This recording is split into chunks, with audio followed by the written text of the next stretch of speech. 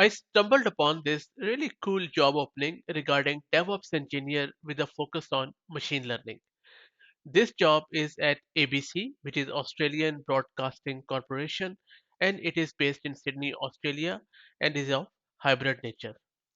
This job is 18 months full-time contract, and it offers flexible working environment. The key skill which you need to have in order to be successful for this role are AWS. So you should be aware of variety of AWS services including compute, storage, Lambda, RDS, VPCs, etc.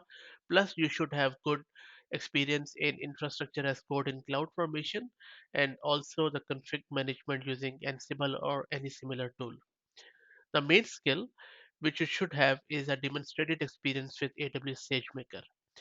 So you should be aware of what exactly SageMaker is, how to deploy, train, create models there, what is ground truth, what is AWS SageMaker, Notebook Studio, Notebook instances, inferences, and all that stuff.